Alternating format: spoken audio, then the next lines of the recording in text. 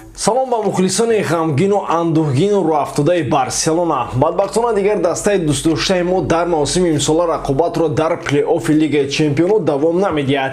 Дар видеои гузашта агар аҳамият дода бошед, ман бисёр дар бораи омори Барселона дар Лигаи Чемпионот ва маҳз рақобаташ бо Бавария гап задам. Пеш аз бозӣ натиҷаҳои тамоми ҳайати Барселонаро фақат бо як бозингар Роберт Левандовски муқоиса кардам, вале як дастаи бузург ақаллан нисфи натиҷаи як ҳамлагари рақибро на дар Ла Лига ва на дар Лигаи Чемпионот нишон надодааст. Муъҷиза рух надод дӯстон ва ба Лапорта гуфтан дар кор ки футбол ҷои муъҷиза нест ҷаноби президент ва бо чунин президентоне ки барои аз гурӯҳ баромадан ба муъҷизаи Гарри Поттеру сеҳру ҷодуи пиразани ҷорубсавор бовар дорад, шубанок аст ки Барса ҳатто дар Лигаи Аврупо низ натиҷа диҳад. Агар дар бозӣ бо Спартак низ Лапорта бигӯяд ки барои ғалаба ба Барселона муъҷиза лозим аст, ман дигар ҳайрон намешавам. пеш аз сар кардан бояд хотиррасон кунем ки сарпарасти барномаи мо ширкати 1x мебошад. Чун анана пас аз Лигаи Чемпионот рақобатҳои Лигаи Аврупо баргузор мегарданд ва барои шавқвартар кардани тамошои онҳо метавонед аз 1x истифода кунед. Зеро онҷо коэффициентҳои баланд пешниҳод мегарданд. Дароед регистратсия кунед ва истифодаи промокоди барсатиҷиро фаромӯш насозед, зеро бо он дар аввалин пардохт то $100 бонус медиҳанд. Ссилкаи бозӣ дар комментарияи ин видео. ҳайати асосиро дар бозӣ бо Бавария хави чунин интихоб намуд. Дарвозабон Тер Штеген, муҳофизатгарон Алба, Лангле, Пике, Араухо, нимуҳофизатгарон Френки де Йонг, Бускетс, Гави, ҳамлагарон Дембеле, Депай, Дест. Бозингарони Барса 15 дақиқаи аввалро олӣ шурӯъ карданд. Баъди партофти Дест, зарбаи Жорди Алба бо гол анҷом наёфт. Баъдан бо партофтҳои пайдарпай Дембеле ба ҷаримагоҳ сурат гирифт, аммо ҳамлаи ӯ бенатиҷа буд. Пас аз ин тамоми бозиро футболбозони Бавария таҳти идораи худ қарор доданд ва ҳуҷумҳои хатарнок ҷониби дарвозаи Тер Штеген мекарданд. Дар дақиқаи 34 Сане давидани Левандовскиро пай бурда тӯбро ба ӯ равон мекунад ва Роберт баъди каме таваққуф тӯбро ба Томас Мюллер ҳаво медиҳад ва ӯ бо зарбаи дақиқаш ҳисоби бозиро мекушояд. Баъдан дар дақиқаи 43 бозам Сане тӯбро дар маркази майдон соҳиб шуда ба сӯи ҷаримагоҳи Барселона медавад ва ба осонӣ зарба зада ҳисобро 2-0 ба фоидаи мюнхениҳо менамояд ва бо ҳамин қисми аввали бозӣ ба анҷом мерасад. интизор доштем ки дастпарварони хави аз оғози бозӣ фақат ба ҳуҷум мештобанд, аммо баръакс шуд. ҳисоби идоракунии тӯб дар қисми аввал 62-38 ба фоидаи Бавария буд. тасаввур мекунед дӯстон,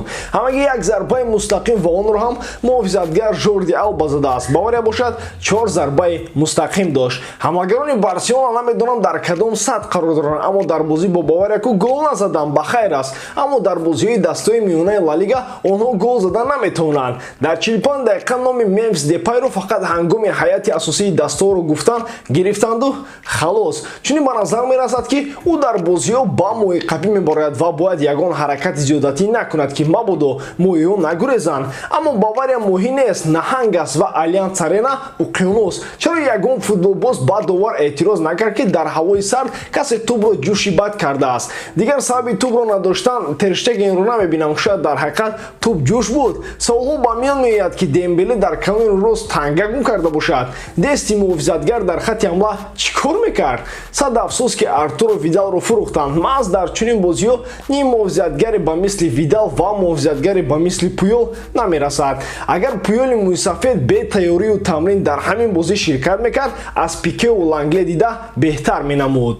бо оғози қисми дуюм футболбозони Бавария зуд ба ҳуҷум гузаштанд ва қариб буд ки голи сеюмро низ мезаданд. Барселона кӯшиш мекард ки ягон натиҷа диҳад, вале дар баробари прессинги мошинони немисӣ онҳо оҷиз буданд. дар дақиқаи 62 муҳофизатгари даҳшатнок барои Барселона Алфонсо Девис бозам тамоми хати дифои Барселонаро рахна карда тӯбро ба Мусиала равон мекунад ва ӯ бо як зарба ҳисоби бозиро 3-0 месозад. баъди ин тамоми бозингарони Бавария тавре бозӣ мекарданд ки гӯё на Барселона, балки худи онҳо бозиро 3-0 бохта истоданд. бо ҳамин бозӣ бидуни задани ягон гол аз ҷониби Барселона хотима меёбад. ба ғайр аз Гави ва Араухо дигар ягон бозингари Барселонаро ҳатто ном гирифта намешавад. Мардановар бояд иқрор шавем ки Барселона дар муқоиса бо Бавария айни замон ҳатто дастаи миёна ҳам нест. Барселона дар мавсими имсолаи Лигаи Чемпионот ҳамагӣ 2 гол зад ва ҳарду онҳоро ба дарвозаи Динамо Киев.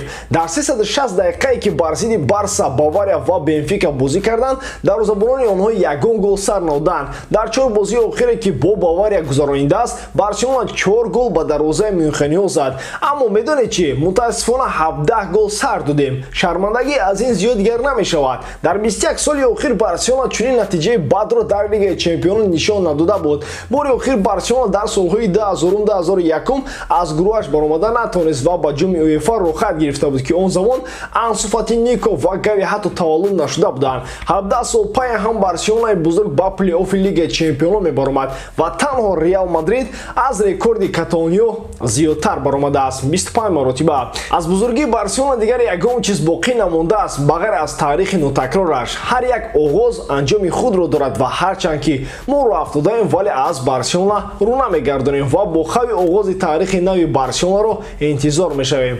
Дӯстон, ба ин гап гуфтанем ки дар ҳама ҳолат Барселонаро дӯст доред ва канали Барса ТЖ-ро дастгирӣ кунед. Дастгирии шумо пешравии мо. Бо шумо мисли ҳар вақта Муҳаммад Гайров. Хай, дар паноҳи Аллоҳ.